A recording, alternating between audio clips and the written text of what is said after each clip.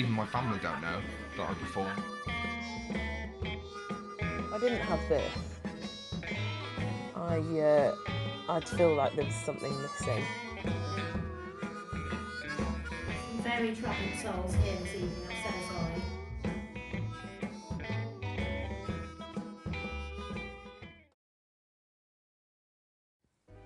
Hi, I'm Em Brûlée.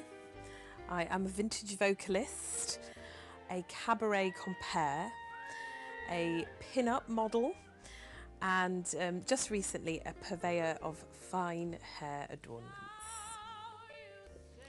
Got to have the red lippy.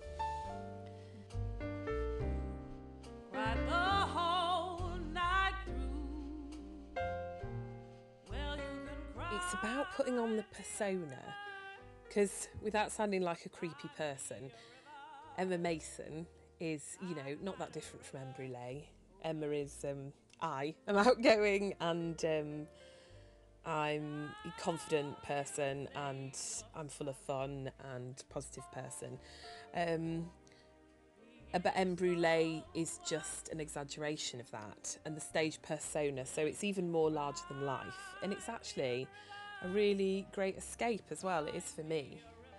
My name's Lorna and I own the business Upstaged Vintage, which is in Grand Arcade in Leeds, and we've been trading downstairs for about a year, and this is our new upstairs venture, which is a burlesque boutique. I've been in retail management for years and been made redundant a couple of times, and this time I decided it was time to do something for me. Yeah. I met an awful lot of the burlesque girls in Leeds and got involved in the burlesque scene through the vintage shop downstairs. I specialise in 40s and 50s dresses, so naturally I attracted them as customers. So the longer I've been trading, the more I've got to know them, and they've become friends of mine. And I realised that there was a real gap in the market for an actual burlesque lingerie shop where you could come and try things on, be measured, rather than just buying stuff on the internet. The plain black Trixie underbust corset, it's only £79.99, so for a corset that's actually quite affordable. And if you're a burlesque dancer, you can customise this in any way you want. There's one girl I know that does a wolf act, you know, but she puts the fur on things herself. She buys the basic items, then you can reuse it. I'm not a small lady, but this is our biggest underbust corset. It's got tons of room in it. I'm Duke Wayward. I am a burlesque, sideshow performance artist and compere. One of my friends was doing some classes and she wanted me to go to some shows with her, and basically as a bit of moral support. So got into it as an audience member and was talking to one of the promoters, and I said, I'd love to do something like this, I'd love to perform and entertain people. So she turned around and said, well, instead of doing something like this, why don't you just do this? And I was like, guys do this as well? She says, yeah, definitely. Come back to me, you know, you've been to enough shows to know what you're doing. And I went and performed for her, and she gave me my first 7 bookings there and then. People sometimes ask her, you know, what was the actual motive for getting into it, and it's, like I said, I wanted to perform and I wanted to entertain people. But I actually got diagnosed with quite a degenerative form of arthritis a couple of years ago, and the worst case scenario was that I might have to have a hip replacement, or I could be in a wheelchair within 10 years. And it was more about having that kind of story to tell and getting the use out of myself. And just being alive, really, rather than just kind of waiting for it to happen. Shh, nobody knows I'm a burlesque performer. I'm Amy, and I'm a librarian by day, and in my spare time I'm also a burlesque dancer. I found out that there was some Leeds classes organised, so I thought it would be fun just to go down with a friend just to see what was going on. And we did those and met some really nice people and got a chance to be in the final show, and I just really enjoyed it. The buzz of going on stage and just the general really brilliant atmosphere really got me hooked, and as soon as I'd come off stage I just wanted to go back and do it again. One of the things that actually got me into performing was some of the reactions of some of my friends who, when I went to the classes, they were like, oh yeah, why are you going to that? You'd never get up on stage, you'd never have the confidence. And that really pushed me into showing them that I could do it.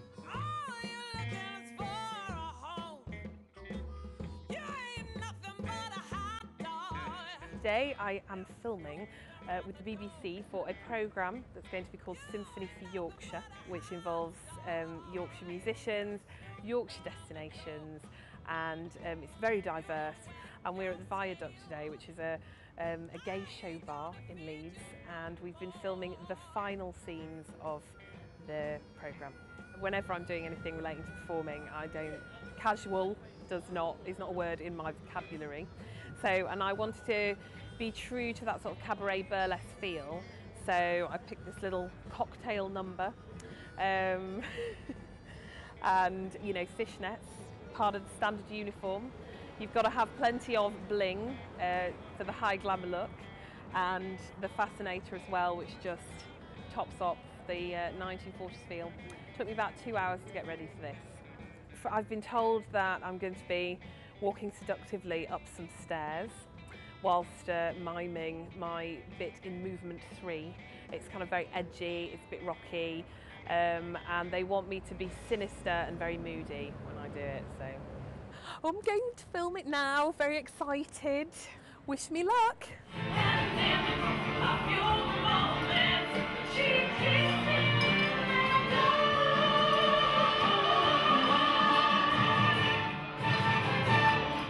Good stuff.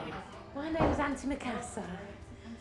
I'm helping out tonight. I just like introduce the girls and things. Call it compere. Auntie Macassar is an amalgamation of several of my elderly relatives, some that are still living and some that I remember from my childhood. She's the auntie that used to come to you with whiskers growing out of her chin that you never wanted to kiss. Do you know what I mean? See, the bosoms a lot better if you come and sit down here. Not mine, sweetie. I have trouble staying in character. There's been a couple of times where I've slipped out of character, and it's the hardest thing, which is why I stay in character the whole time in between and everything, because if I start talking to you as Lorna in the intervals and stuff, I find it really hard to go back on stage as Auntie. It's actually the glasses that do it. I don't know, I think you'll find a lot of comedians will say that they put on a persona and that's their stage act, and not that I'm shy I'm retiring behind the scenes or anything, but yeah, in order to be Auntie you have to be her as soon as you put the clothes and the makeup and the hair, not the hair, well the hair's mine, but the hat and the glasses on, that's it. Who's a virgin these days other than me? Anyway. Dr. Sketches, in a nutshell, is where still life drawing and burlesque meet.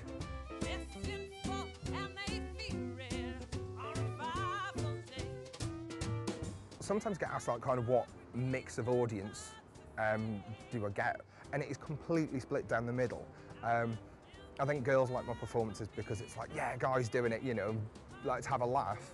The guys like it because it's like, yeah, go on, show the girls we can do it as well, and we can do it, you know, giving it as good a performance as what the girls can. I either like to shock with the freak show stuff or have the comedy aspect. But in my job at the moment, nobody knows what I do. I mean, even my family don't know that I perform and do sideshow performances and burlesque and all that kind of stuff, so... And now obviously modelling. I think they'll go skits, completely and utterly psycho. But I think they'll come round to it. It's just that whole thing of, I want them to show it's not a flash in the pan. I mean, I've been doing, like I said, it's about a year to 18 months now I've been doing it. So, it's not a flash in the pan. This is something that I enjoy doing. It's kind of a paid hobby, really. So, it's all good fun. Although I enjoy performing, I think that I get more out of organising and promoting small events. They tend to be small amongst our friends, local performers, and they tend to just be really laid back, friendly, fun things to organise, and we get to put on the kind of show that we'd like to see. Yeah, there's enough events going on in Yorkshire and Leeds to keep me performing regularly. I think that I'd have to up my game considerably to make a career out of it, and I am too much of a home person. I want to spend the weekends at home with my husband, the majority of them. A kiss on the hand may be quite continental, but diamonds are a girl's best friend. I think a lot of people recognise the style and the era, and I think a lot of people have good associations with it, you know, that whole look. I don't know whether it reminds them of, you know, Marilyn Monroe or Doris Day or that sort of thing. So, you know, the response is often really positive. I've never, I have to say, had any negative experiences. Tonight is the HP Source Unity Day Burlesque fundraiser event.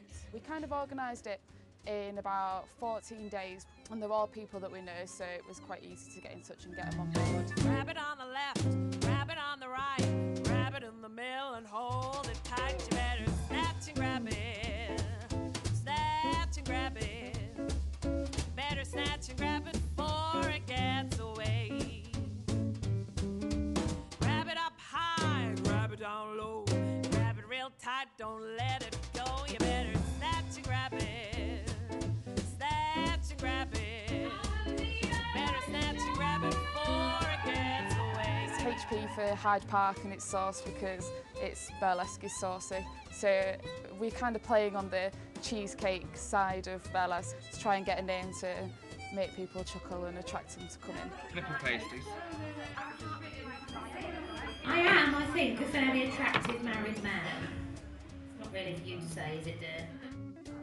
I'd like to think I'm doing something right with my performances and my routines and being professional and coming up with decent ideas that are funny and catchy and witty and, like I said, with a freak show, you know, something that's shocking but kind of intrigues the audience. And I'm still covered in glitter from other performers, bleeding slightly from the staples, but I can put on a jacket and hoodie and go outside for a cigarette and a baseball cap and no one knows who I am. That's the bit that I like at the end of the night, and just have a beer and wind down. I know it's hard to believe, but I was so shy in some respects, in kind of confidence in kind of what I did, that people didn't really know I could sing. Now, at 35, I'm so determined to make up for lost time and, you know, really try and make the most of my talents and hopefully be successful doing it.